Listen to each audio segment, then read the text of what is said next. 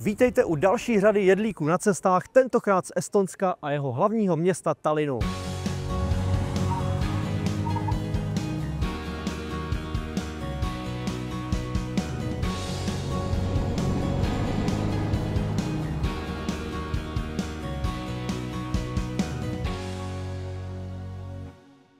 Já už se na gastronomické zážitky z tohle města nesmírně těším, protože pro mě je to už druhá návštěva Tallinnu a my určitě stihneme navštívit všechny restaurace, které jsme si naplánovali.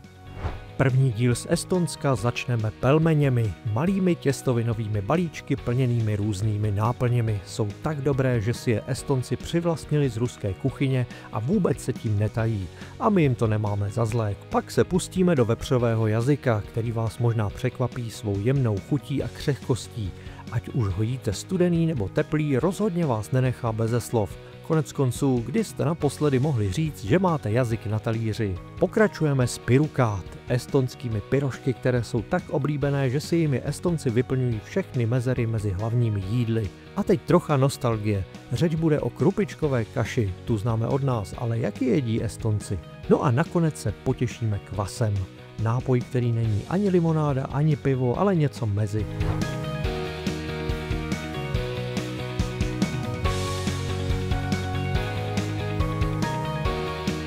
Všechna jídla z našeho pořadu, včetně receptů a bonusových materiálů, najdete přehledně zpracovaná v našich knihách.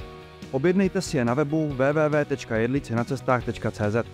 Nezapomeňte dát odběr našeho kanálu, no a zapněte si zvoneček, ať vám neutečou nové díly jedlíků na cestách.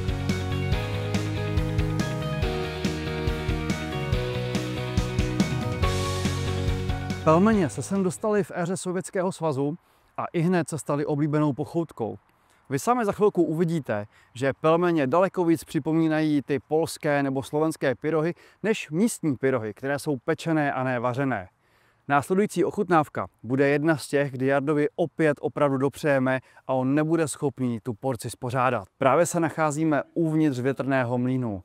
Tenhle ten obrovský stroj hrál ve stravování lidí v minulosti tu nejvýznamnější roli, protože vyráběl mouku. Z mouky se vyráběla spousta jídel a jedním z nich jsou třeba plněné těstoviny, které najdete po celém světě.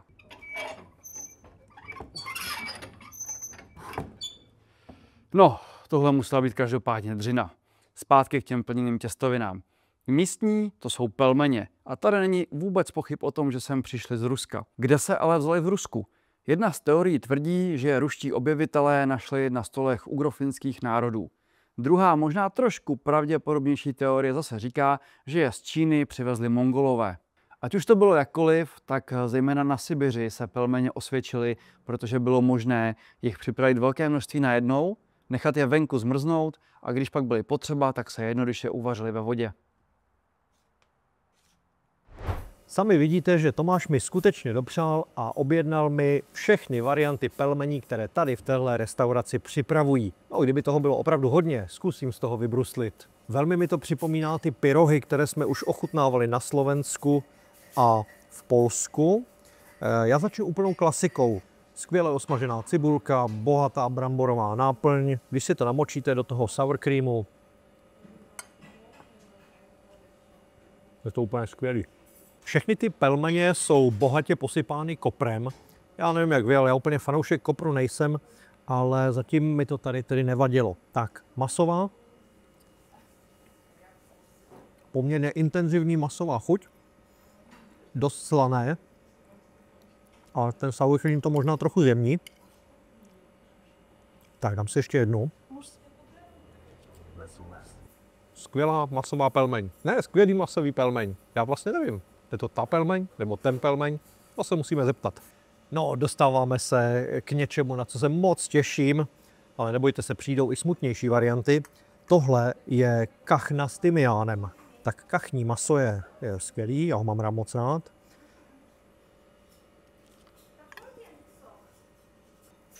V chuti teda vůbec kachnu nedokážu identifikovat. Okořeněné je to jako čivapčiči, nebo taková podobná chuť, podobný způsob kořenění.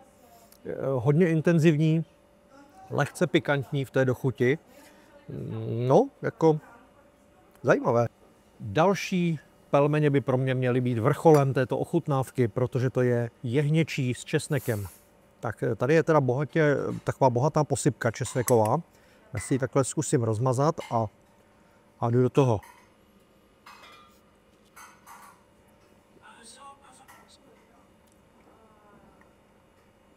Česnek. Pořád ještě česnek. A teď začínám se dostávat k tomu jehněčímu. To jehněčí uvnitř je trochu tuší, takže musíte ho opravdu hodně rozkousat. A než se k vám dostane ta správná chuť, chvilku to trvá. Není to způsob přípravy jehněčího, které asi bych preferoval. V té pelmeni se trochu ztrácí ta chuť, podobně jako u toho kachního masa. Nicméně ten česnek to prostě přetluče úplně maximálně. No teď přicházíme k těm smutnějším variantám, alespoň tedy pro mě, protože tady máme variantu losos a krevety. Ještě to máme kromě toho kopru posypáno lososovým kaviárem. A tady máme kuře a krevety. No, já jdu do toho, doufám, že ten kopr přerazí chuť těch krevet.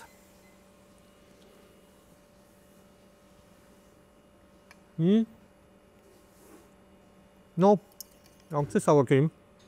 Ta seafoodová chuť tam vystupuje opravdu poměrně lehce, takže i když třeba nejste úplně tak jako já, milovníci seafoodu, tak tohle vám vadit nebude. No, vy z vás, kteří krevety milujete, pro vás tohle bude země zaslíbená. Tak, kuře a kreveta, to je kombinace jako zvláštní. Ještě ten losos s tou krevetou, ale kuře s krevetou. Navíc ta pelmeň je úplně černá, takže to je docela zajímavý. Já jdu do toho.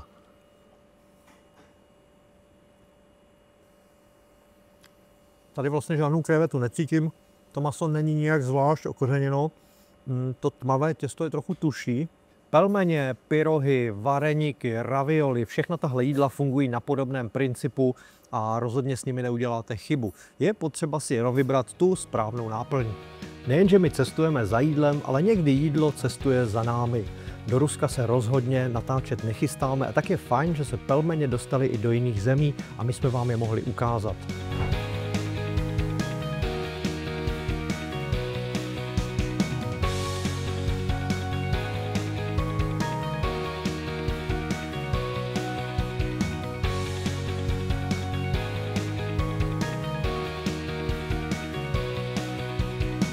Seakel Mátarejka Kastmega. No, někdy jsou ty názvy jídel opravdový jazykolam. A tentokrát to jeden jazyk odnesl do slova. Pod tímhle nevyslovitelným názvem se totiž skrývá vepřový jazyk s křenem. Po historii tohle jídla rozhodně pátrat nebudeme, ta je naprosto jednoduchá. Z paštíka bylo potřeba spotřebovat každou část a zrovna jazyk je naprosto nejjemnější masíčko, které je třeba potom vyvážit něčím ostřejším, kde se tradičně podává s křenem. Ale tady v Estonsku můžete narazit i na variantu s hráškem. Takže Jardo, nedrž jazyk za zuby, zakousni se do jazyka a nekousni se u toho do jazyka. Kde pak, Tomáši, s jazyky? Já mám své zkušenosti, protože jazyk jsem ochutnával na Slovensku, ochutnával jsem ho v Rumunsku, no a teď ho mám i tady v Estonsku. Pro nás, kdo rádi cestujeme, jsou cizí jazyky naprostou nezbytností, takže tohle jídlo si musíte dát všude, kde je to jenom trochu možné. Na rozdíl od té slovenské a rumunské varianty, kde jsme jazyk měli jako hlavní jídlo s přílohou, tak tady v Estonsku se i vepřový, i hovězí jazyk podává víceméně jako chuťovka k pivu nebo jako předkrm. No a já jdu do té ochutnávky. Mně už tady z těch příloh snad chybí jenom hořčice, ale já jsem hořčicofil, o mě je známo, že jím hořčici úplně ke všemu. Zkusím to nejprve s tím křenem. Tohle je křen s majonézou. Ten jazyk je tuší, musíte opravdu hodně pokousat. Připomíná mi to něco mezi klobásou, salámem tvrdším, uzené maso. No a teď co s tím provede ten hrášek? Je to, jako byste si dali uzené maso s hrachovou kaší. Takový podobný, takový vjem mám. Jelikož jsem na začátku říkal, že tohle je báječná chuťovka k pivu, je čas se napít toho piva. Teď to teprve dostalo ty správné grády. Až tady v Estonsku vyrazíte na pivo nebo si budete chtít dát chutný předkrm, tak uzený jazyk je určitě dobrá varianta. No a ten hrášek, ten tomu dává příjemný, pro mě do téhle doby neznámý rozměr.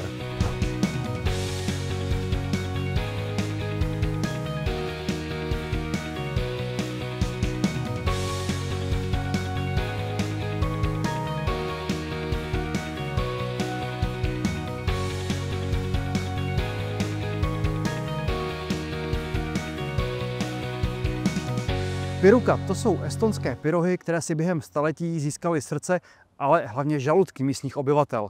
Tyhle plněné kapsičky jsou doslova bomba plná chutí, která vás vezme na výlet do estonské historie. A na tenhle výlet nepotřebujete cestovní pas, stačí vám vidlička.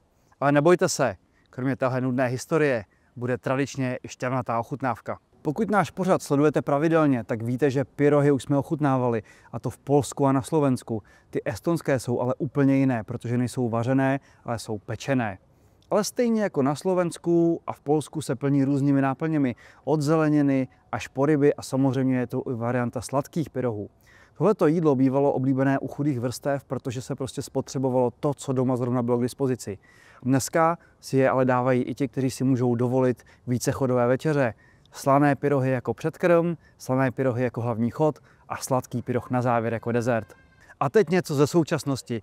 Pirukat jsou nejen oblíbeným rodinným jídlem, jehož recepty se dědí z generace na generaci, ale jsou i hitem současné streetfoodové scény. Estonci si tak pirukat dopřávají na trzích, na různých festivalech, ale najdete je i v moderních restauracích. Pirukat se tak střetávají na půl cesty mezi historií a moderní gastronomií.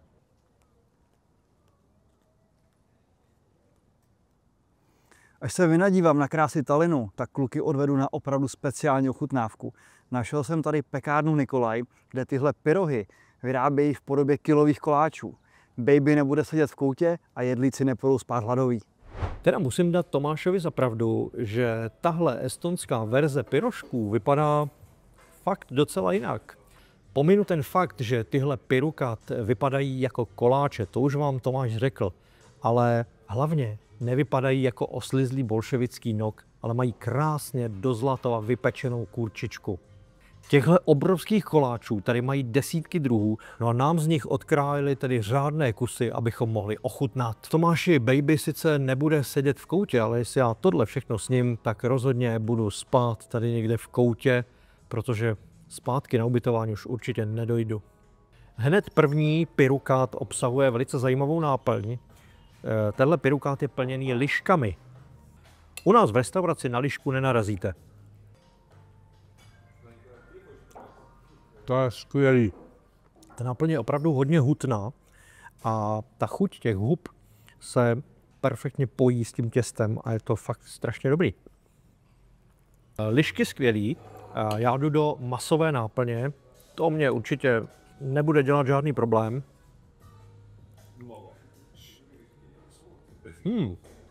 Ta chuť mě docela překvapila. Velmi najemno připravené maso. Najemno tím myslím, že to je takové skoro až trhané maso, ale ta chuť, ta kořeněná chuť, ta je teda skvělá. Na první pohled tahle varianta vypadá jako babičin štrůdl. Já teda nevím jak vaše, ale moje babička do štrůdlu hovězí maso nedávala. Škoda.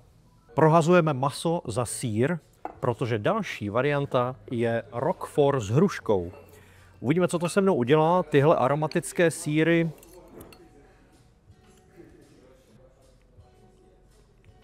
no, máte-li rádi Roquefort nebo podobné typy sýrů, tak tohle budete milovat. Já to úplně o sobě říct nemůžu, ale ta hruška, ta je teda skvělá a zjemňuje trochu chuť toho velmi intenzivního aromatického sýra. Roquefort s hruškou je naprosto klasická kombinace a i když nejsem úplně milovníkem Roquefortu, tak musím teď přiznat, že po chvilce, kdy nejím, tak ta dochuť v puse, kterou teď cítím, je velice příjemná a vlastně mi to docela chutná. Další klasická a ověřená kombinace je tvaroh a mák. To je něco, co je známé i u nás a já jdu do toho.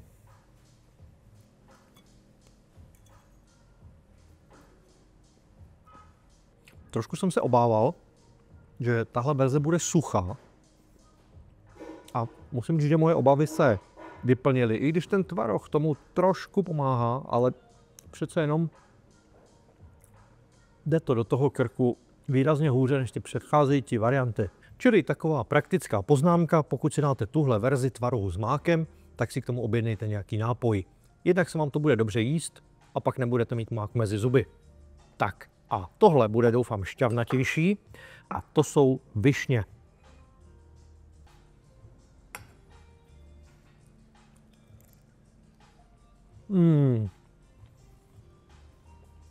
K tomuhle už můžu jenom říct, že to je třešnička na dortu. Hi, we are Bar Buffet Baker Nikolai, and we make very delicious and popular pies in Estonia. And that's idea that someone can buy and share for our family our delicious pies. And the most popular from salty we can offer like chicken with mushrooms or sesame pie at chanterelle with mushrooms. My naprosto milujeme, když narazíme na jídlo, které známe i odjinud, ale je připravené úplně jinak, než jsme zvyklí. A stejně tak, jako nás nadchly v Berlíně koblihy, které byly spojené s cupcakey, tak nás nadchly i tyhle pyrohy v podobě koláčů. Pyrohy sami o sobě jsou v Estonsku trochu jiné, než ty, které jsme ochutnali na Slovensku nebo v Polsku. Ale tyhle obrovské koláče nabízejí spojení čerstvého křupavého pečiva, výborné náplně a toho, že toho je prostě hodně. Tahle jídla způsobují, že se nám domů nevrací lehce, protože tady podobná jídla nemáme. My nejenže jsme dostali obrovskou porci na ochutnání, ale ještě jsme obdrželi výslužku, takže jsme tyhle pyrohy snídali ještě 2 dny. A víte co? 3. den, když už pyrohy na snídani nebyly, tak nám bylo smutno.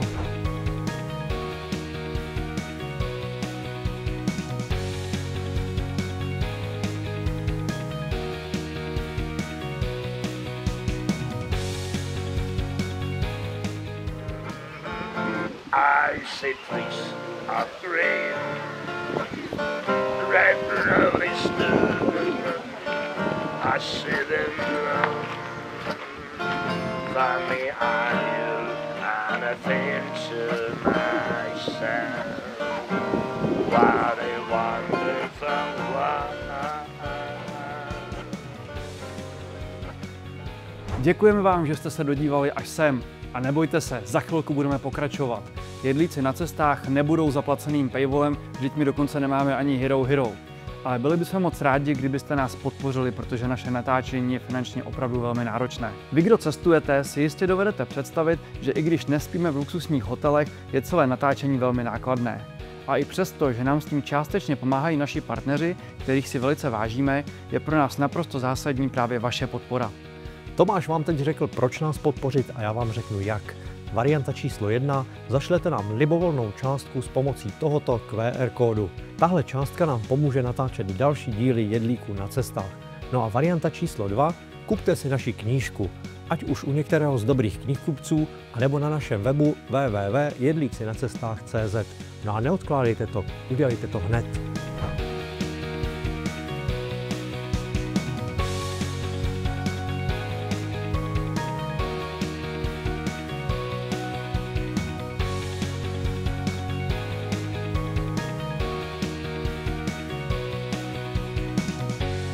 Když vidím ty větrné mlýny tady nade mnou, tak mi to připomíná mouku, nahrubo namletou mouku, krupici.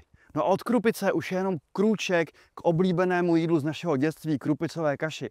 Tu miloval úplně každý a ten, kdo tvrdí, že ne, tak se jí láduje poté ještě dnes. Tohle jednoduché jídlo bylo vždycky zdrojem obrovských sporů, jak ho správně jíst, jestli míchat nebo nemíchat, z prostředka nebo od kraje. Správně je samozřejmě nemíchat a od kraje. Jestli si myslíte, že to je jinak, dejte nám vědět. Původně tohle jídlo samozřejmě nebylo sladkou pochoutkou, ale taková znouzecnost, kdy jste z levných a dostupných surovin uvařili hutné a syté jídlo.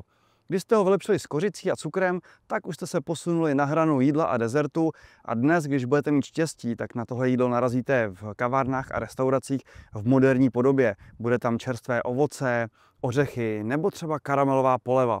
V gastronomii je prostě tohle jídlo zakořeněné stejně pevně, jako jsou přivázány lopatky tohoto větrného mlýnu a tak ať se budu snažit sebe víc, tak je prostě neroztočím. Teď už jsem jenom zvědavý, jestli Jarda bude jíst tu kaši nezamíchanou a od kraje, nebo jestli zvolí jiný a tady špatný způsob. Tomáši, já jsem se při objednávání asi trošku přeřekl. Chtěl jsem říct, přineste mi talíř chlupicové kaše a místo toho jsem řekl, přineste mi 2 talíře plné masa. No ale nebudeme smutnit a prostě to sníme. Tady je rybí talíř, tady je masový talíř. Jsou to všechno typické estonské předkrmy. No a jaké poklady skrývá rybí talíř? Tady máme lososa, uzeného herinka nebo sledě, tady je nakládaný šprot, krabí noha, tady jsou křepelčí vajíčka s kaviárem, našlehaná smetana nebo cream cheese a 2 druhy chleba. No a masový talíř skrývá paštiku s cibulovým čatním, tady máme jelena, sulc, zase křepelčí vajíčko, našlehaná smetana a chleba. No a já to tak halabala ochutnám, protože jsme ve středověké restauraci, tak si orvu kus chleba, namáznu si ho tady. A co mě asi tak nejvíc zajímá, je tady ten nakládaný šprot, nakyselo s bylinkami. No. Luxusní zaměnat. To je paráda. Pak mě zajímá tady ta krabí noha. Krabí noha namažeme. Česnek. Super. Tak, vajíčko. Cepelčí s kaviárem. Kousek lososa. Už to je dobrý. Tomáši, já myslím, že ta tvoje krupičková kaše, to se nedá srovnat. Tak a poslední tady ochutnám toho herinka. Uzena, je to ale výborný. Ryby nechám klukům a jdu na maso. Začneme jelenem. Pane bože, tak tohle je dobrý. Tak tohle je něco teda. Hele, tohle je jak parmská šunka, ale mnohem lepší konzistence. Zauzená chuť. Ještě mě zajímá ta paštika. Co chuť cibulky?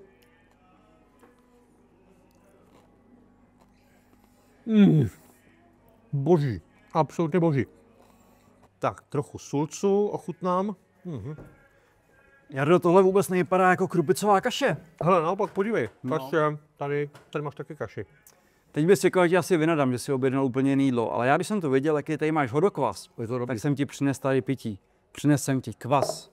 Hodokvas, kvas, to se k sobě hodí. Přesně tak. S tím hodokvasem si to trefil, protože kvas se dřív pil i u nás a pravděpodobně vzniknul ten název toho hodokvasu od slova kvas. Je to dobrý.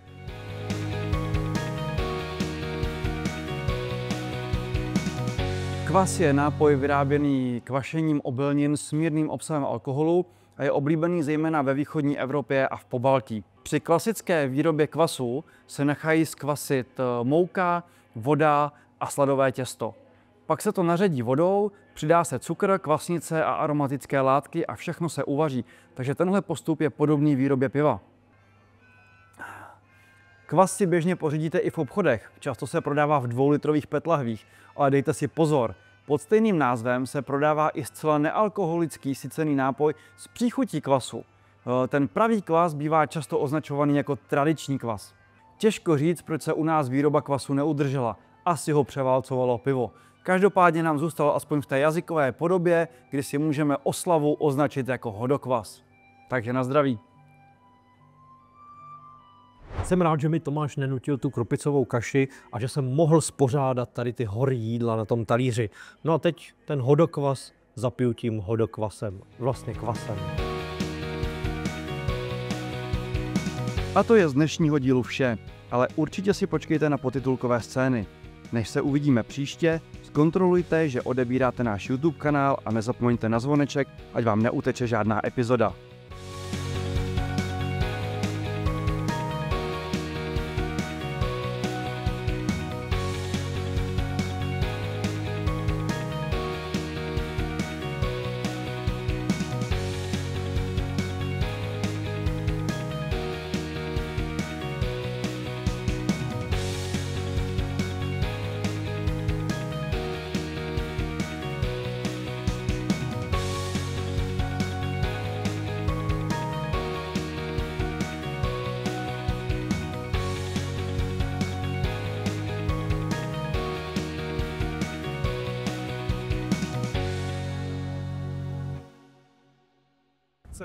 Co vlasy? Asi dobrý. Jo? Asi dobrý, máš je po větru? Dobře, tak máš je po větru, ty vole. Tady v Estonsku jsou to pelmeně a zcela bez debat sem přišli z Ruska. Kde se ale vzali z Rusku? Kde se? A některé tvrdí, že je našli ruští průzkumníci. Se sem dostali z Ruska. Kde se ale... Bez debat se dostali. Je to ještě tady posypané kuličky kaviáru, jestli se nemýlím. kuličkami kaviáru, kuličky, pelmeně, pyrohy, co jsou ty italský ravioli? Jo, tak ještě jednou. Pelmeně, pyrohy, vareniky, ravioli, kurva. Skvělá, masová pelmeň. Pod tímhle nevyslovitelným názvem se skrýtá.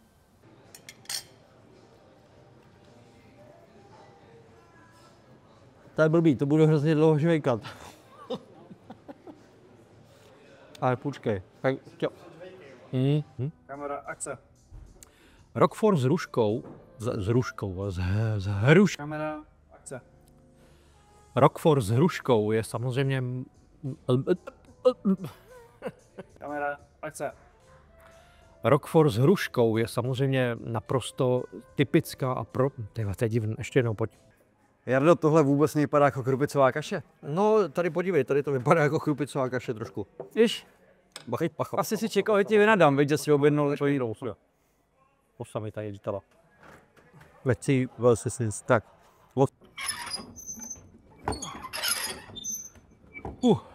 No, tohle musela být určitě dřina.